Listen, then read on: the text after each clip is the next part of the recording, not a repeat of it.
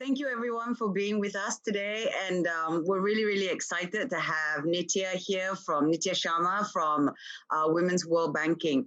I'm Farah. My name is Farah. I'm from the Labuan International Business and Financial Center. And it's such a great opportunity for me to sit and chat with Nithya about, I think, Nithya, our mutual passion for financial inclusion and especially vis-a-vis women, or gender inclusion, as it were.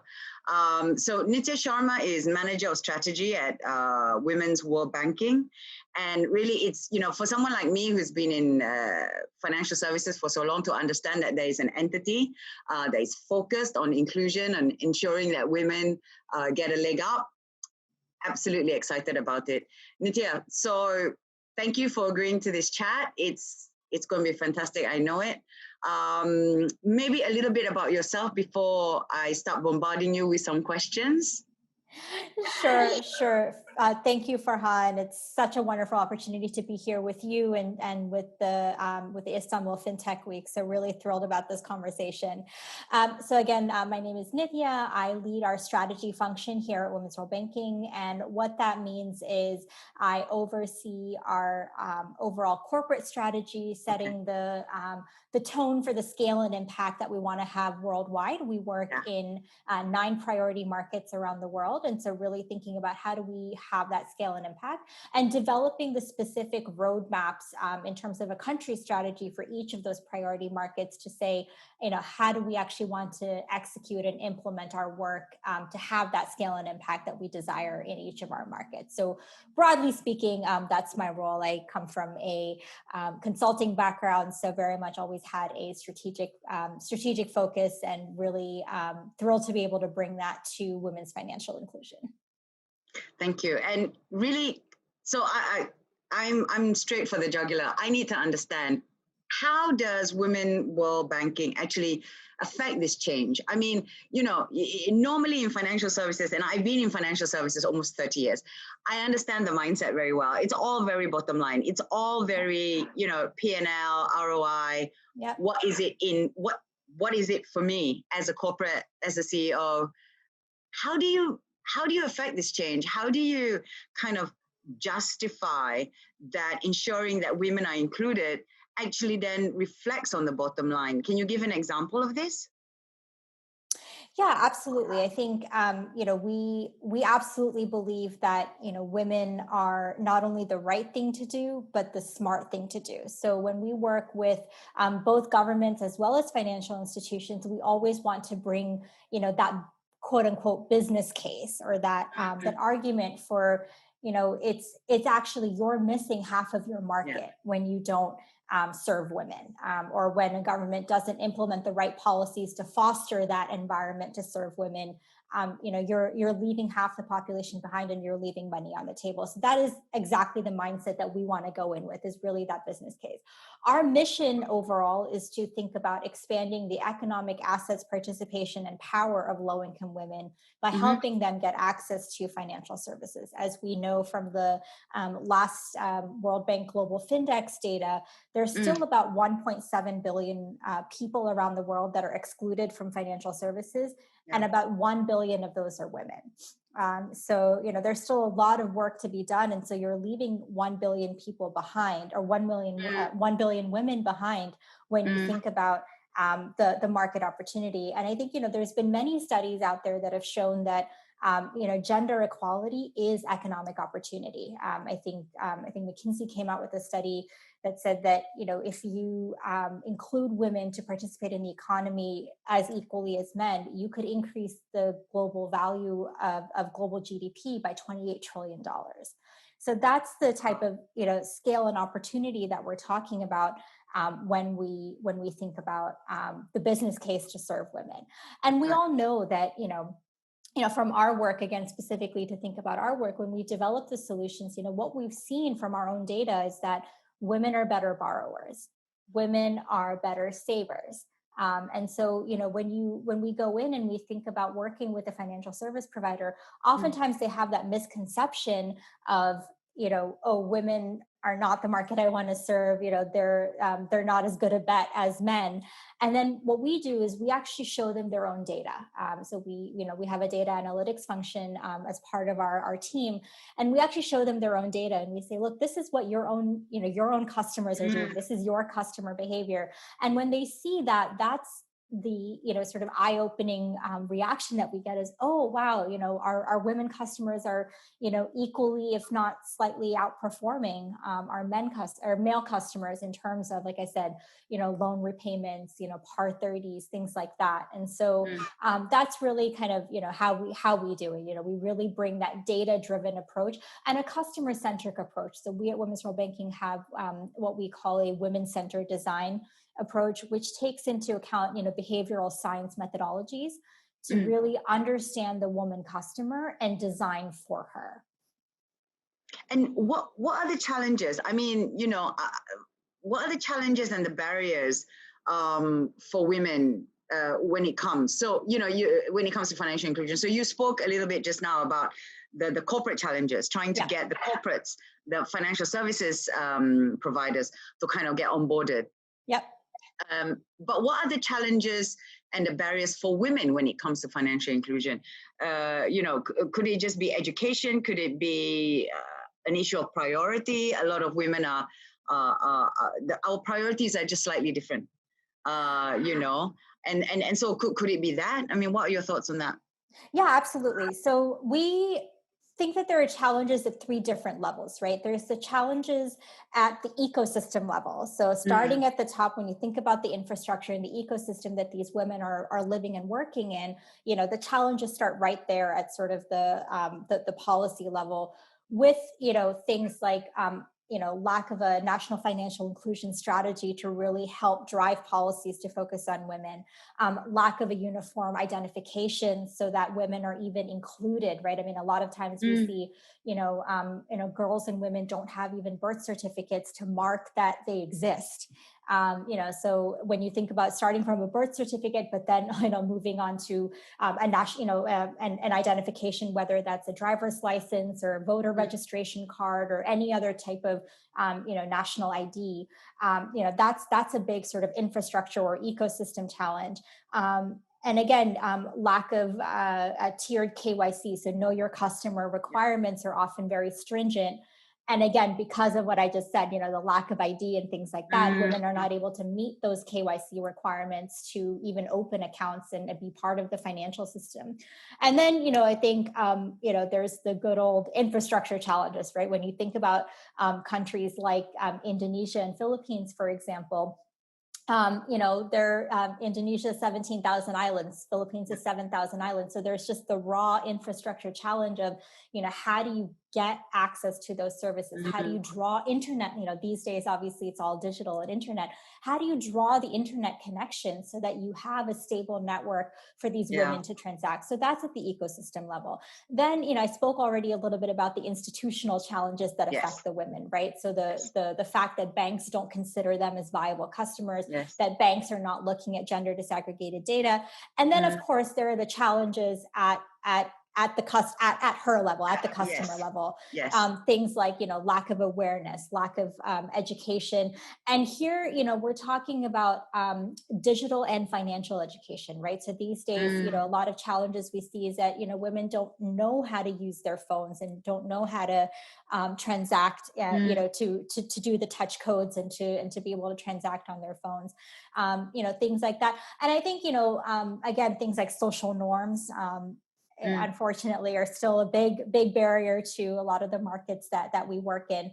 And then, of course, mobility and time, women are often mobile restricted and time poor, right? So if you're asking, if the bank branch is is in the nearest town 4 hours away, and you're, a woman with 3 kids in a rural village in India, for example, you have to take, a bus, a rickshaw, whatever it is, to get there. And so you're spending, almost your whole day that you don't have. You have responsibilities at home. Often, again, you're caring for children, you're caring for elderly parents.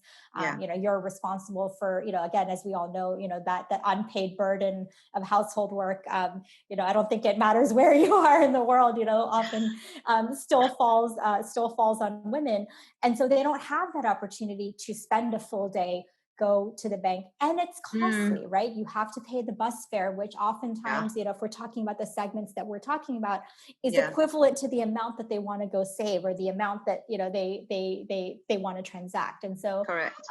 So those are some of the challenges that we design around, and that we have to think about as we design our solutions. Yeah, no, that's interesting you said that, because I remember there was a blockchain conference that I was a panelist at, and everyone was talking about DLT, and everyone was talking about and COVID, and how digital's really pushed information across, and kind of leveled that information gap. And then I remember saying, yeah, but that's on the assumption that everybody has a device. Sometimes you forget that at the core there is a gap, and that gap is massive, right? So it might sound a little bit trivial, but actually having the time and the resources to go to a bank. So let's talk a little bit about cutting that problem out, right? Because we're using fintech, fintech to escalate financial inclusion. But fintech is gender neutral. Okay, and that's the beauty about the digital space. It's gender neutral. How do you then curate policy that encourages financial inclusion specifically for women, using fintech as an enabler? Yeah, absolutely. So I think I want to pick up on one thing you said, which is the aspect of gender neutrality, right? I think, that's something that we always struggle with. And what our work over 40 years has shown is that women, again, as we just talked about, women face those unique barriers and challenges to financial inclusion. And so if you design policies and you design solutions, and you work to break down those specific barriers, our research over 40 years of work has shown that you're actually helping include everyone. So it's not about taking a gender neutral approach, but it's about taking a gender inclusive approach that's actually inclusive of both men and women. And again, our research over 40 years has shown that the opposite is not true. So when you take a gender agnostic approach, oftentimes we hear, and rightly so, nobody wants to appear to be favoring anybody. We hear, oh no, we treat men and women the same. It's about merit, isn't it? Exactly. And our argument is that's actually what's leaving women behind, is when you just kind of take that quote unquote level playing field and you don't design, or you don't consider those unique barriers and challenges. And I think, so just starting there, I think, our philosophy at Women's World Banking is that, women, they don't need to have a pink product or a pink credit card, or, what we call sort of pink washing, they need to be, this is a quote that, one of the women that we've worked with out of Kenya, when we were talking to her about some research, she said, look, treat me like the boss I am.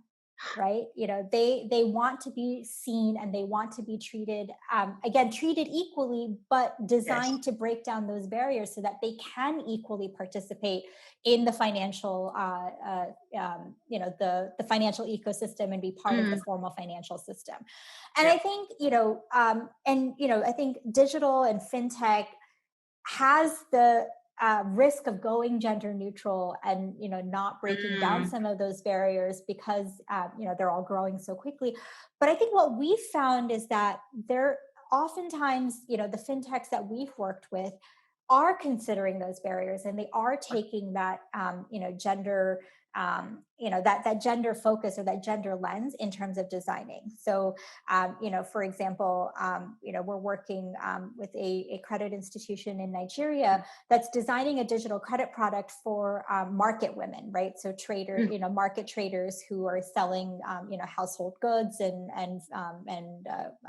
FMCG goods and things like that.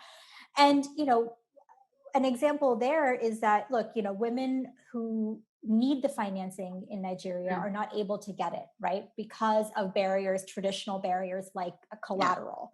They don't have the collateral to go to a bank and get a loan. So how is digital breaking that down? Having a digital platform allows, this institution, this fintech that we're working with, to track their history, develop an alternative credit scoring model, and to determine the credit worthiness of these women so that they can then lend. Right. So that's an example of how digital can actually break down those barriers, and fintechs can actually break down those barriers and make it easier for women to access financial inclusion by developing that digital footprint. This institution is able to develop that credit scoring model and to assess the credit worthiness outside of the traditional requirements that a bank might have, scoring, the traditional credit scoring, and having to put up collateral, which again, a lot of women don't have access to their own property or things that they can put up. So that, that's an example. And the other, thing I'll just highlight is, Women's World Banking is deeply committed to bringing inclusive fintech into the space, right? So we actually have run a Making Finance Work for Women FinTech Innovation Challenge, which I helped incubate as part of our Making Finance Work for Women Summit last year. And this is actually the second year that we're running this competition. And the whole idea there is to highlight and identify those fintech innovations that are driving, security and prosperity for women, helping women get their security and prosperity. And, I'm so pleased to report that, this year we received nearly 120 applications out of, over 40 countries around the world, specifically, saying that, look, my fintech is designing for women. We're trying to break down these barriers. So it's there. I think there are definitely and again, I think fintechs are catching up to the game that, women are a viable market. Again, what I said before in terms of that gender disaggregated data, because they have so much data, they're able to look at it. And I think, they're, I guess maybe I'm optimistic, but I think, they're recognizing that very quickly. And so, we're seeing more and more fintechs that are being inclusive. No, absolutely. And, you're talking about one side of the coin in the sense that, your competition is about getting fintechs developing for women in that sense. But I've been a mentor for She Loves Tech, which actually is the other way, in the sense that we're trying to encourage female developers and programmers to go out there as well. So, there are two ways of slicing and dicing, I guess, possibly. So you've got potentially a gender neutral developer developing for females, and and then you've got female developers, and they could be then developing for females or not, but it's more about just creating a bigger group of female tech developers, whether it's finance or not. It's called She Loves Tech, and it's great. This year we started Malaysia the first time, and we had like 40 startups. It was fantastic. And if I could just add to that really quick, actually. So I think you bring up a really good point. So, we at Women's World Banking also invest in women leaders, right? So we actually have part of our work is actually running training programs to build capacity of women leaders. So I think you're hitting on the right point.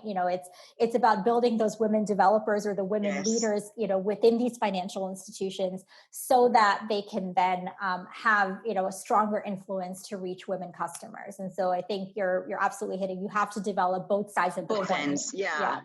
And I think also that there has to be a particular recognition. I mean, I'm guilty as charged, I used to be one of those, we are all neutral, we are all the same, we are all equal, we shouldn't need to give anybody a leg up. It's all about merit. But actually, over time, you realize that the challenges that women go through are very, very distinct. And unless other women are able to because only other women are able to understand those challenges, really. Not to exclude the men, but, so it's important that women help create awareness about these challenges, even if they believe in neutrality and everything being equal, as it were. So, but I went through website, your website. And then I'm very curious about this concept of gender lens investing. Can you walk us through this idea and how does it work? What are your investees like? Your investments like?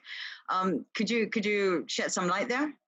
Yeah, absolutely. So, for us, gender lens investing again is not obviously, it's a social good, but it's also for us a strategy for financial outperformance. We believe that taking that gender investment strategy actually will outperform the market in terms of an investment value. And so that's really kind of at the core of what we, why we believe so much in gender lens investing. So similarly to the business case, this is really that, yes. The investment business case to focus on women. And I think, for us, having a gender lens approach, or as an investor, right? So very, 10 seconds very quickly about women's world banking. We do a lot of different things, right? We do research. We actually do what I call, advisory services or consulting, where we actually develop those financial solutions with our partners. We do policy advocacy. We do the leadership training I just spoke about. And then we also have, our private equity investment fund. And so, for us, we're really trying to tackle this problem of financial inclusion at all levels, right? And at the investment level, what that allows us to do as an investor is that it puts us in a unique position to raise certain issues and ask the tough questions to make sure of the management of the company that we're investing in, to make sure that, again, we're driving that focus on serving women clients, that we're driving a more, gender inclusive focus. And so for us, that's really how we think about that. And, gender lens investing can take many different hats, right? You could say, look, I'm investing in gender diverse institutions that have a good range of diversity. You could say I'm investing in women-owned or women-led businesses. Or you could say, investing in companies that are trying to target women as customers. And so we're more looking at the last one I said, really thinking about, how do you invest in financial institutions, whether that's microfinance institutions, small banks, other institutions, to help them maintain that focus and grow their focus on women, even as they as an institution are growing. Because I think what we found is that a lot of times, at the cusp of when these institutions were breaking out of their shell and really thinking about their growth strategy, is when we noticed a drawback in terms of a focus on women. And that goes back to some of the issues we talked about earlier in the conversation in terms of perhaps having a bias that women are not viable customers and all the things that we talked about. And so we said, our gender lens investing strategies to make sure that doesn't happen. That they're maintaining and growing, their focus on women. And our gender lens approach applies at all levels of the investment, or all phases of the investment, right? So starting right from the identification and the sourcing of the deal through how we monitor. We actually, once we're in, we actually do what's called a gender assessment methodology, which is, again, part of our leadership and training program, where we assess both we call it a GAM, gender assessment methodology, and it's the internal and external assessment of your gender performance. So how are you doing internally as a company in terms of your diversity, women at all levels of your senior management, your board, things like that. And then, externally, how are you, looking at their data and kind of saying, how are you doing in terms of serving women clients?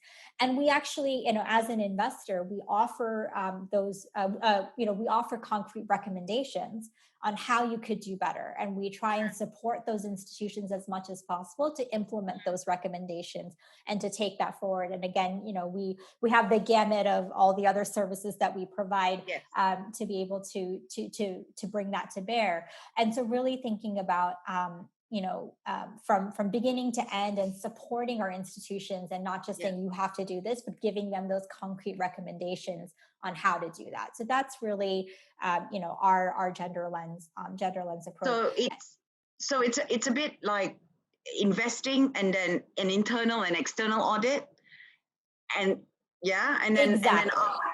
and then after that, kind of coming in with recommendations as to, enhancing the outcome, as it were. Exactly. And I think, again, our role as an investor makes us able to push those recommendations and, to say to Yes. management, Yeah. if the assessment has yielded these results and, this is where you are, we Mm, want you to, we want you to mm, put more women on your board, or we want you mm, to do XYZ to reach more women clients. So, and I think the other powerful thing that we have as an investor is the ability to request gender disaggregated data. I think that's another mm. big value that we have, is we're able to kind of look at, we're able to tell management to provide us breakdown of their different transaction data or loan data or whatever it is, by gender. And so then we can assess it and look at it and say, look, this is where Yeah. you are, and this is where we want you to go, and this is how to get there, and then support the institution, through that process. Yeah, because then you can't argue with data, right? Exactly. You can't argue with data. So the moment the data is there, then you can analyze it. But getting the data out is something that has to be kind of maybe dictated in a way. Yeah. Exactly.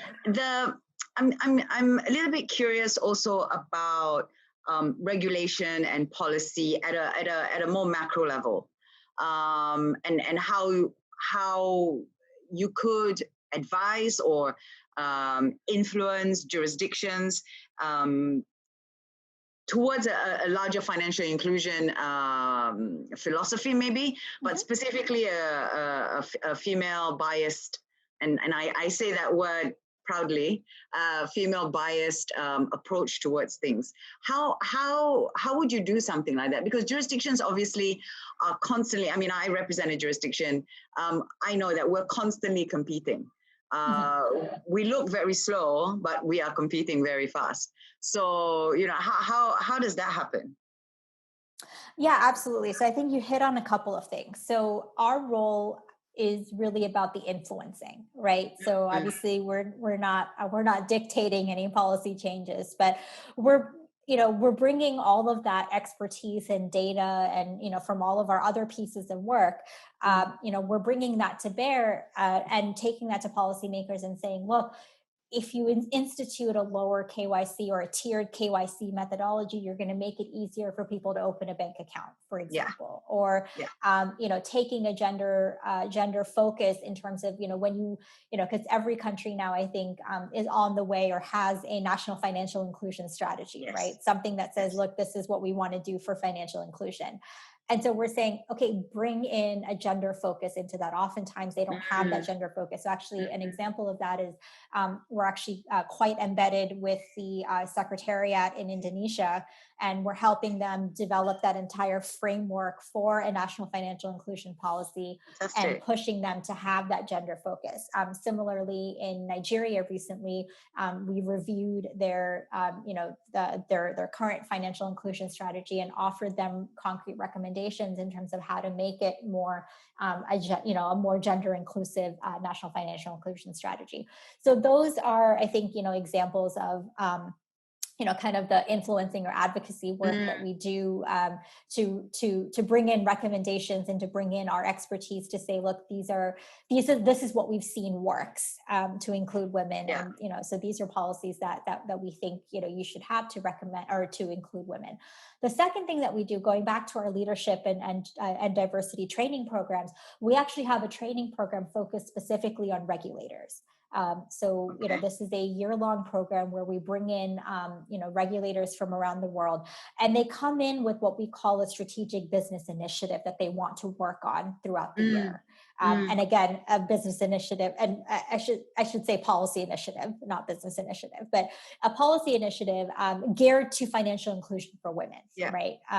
And so again, while they're kind of building their leadership capacity and we're helping train the women leaders, we're also kind of working with them on this SBI, this policy initiative, to help them support that. And so, example of that, the regulators in Egypt went through this program last year. And after this program, they instituted a policy mandating that every board of directors had to have at least one woman. Okay. in their, in the country, every board of directors had to have at least one woman director as a member. So that's an example of, again, our leadership and training program being able to influence a policy change at the national level, in Egypt. And again, we're this is an annual program that we run, and so every year we hope to see more and more initiatives come in and more initiatives go out and be executed. And then, I think, there's always the sort of big advocacy in terms of global forums, when you think about G20 and WEF and other places, again, where we can bring our insights and advocate and work with other influencers to kind of have an impact on the policy space, and to see, and to advocate for policies that are more gender inclusive. Yeah, I think in Malaysia, though, we've been very advanced in this space. There is a mandated 30% representation on the board. Until very recently, the chair of the stock exchange was a woman. It's actually quite normal to find women in financial services, to find women pushing the agenda, as it were. And I think a lot of people understand Asia as being quite patriarchal, but actually Asians are very matriarchal. So it's kind of like a natural place to be. But having said that, personally, I think the idea of creating a leg up for all women, by women, is important globally. And, I'd really like to thank you for the time you spent with us today and the insights. It's been amazing. We look forward to having you in Kuala Lumpur, and I'm sure our Turkish friends will be happy to have you in Istanbul at some point again. I know, for the days when we can travel again. Yes, absolutely. Well, thank you very much, Nithya. It's been such a pleasure, and thank you everyone for listening in. We both, Nithya and I, hope to see you live eventually at some point. In the meantime, stay safe and take care. Thank you. Thank you so much, Farah.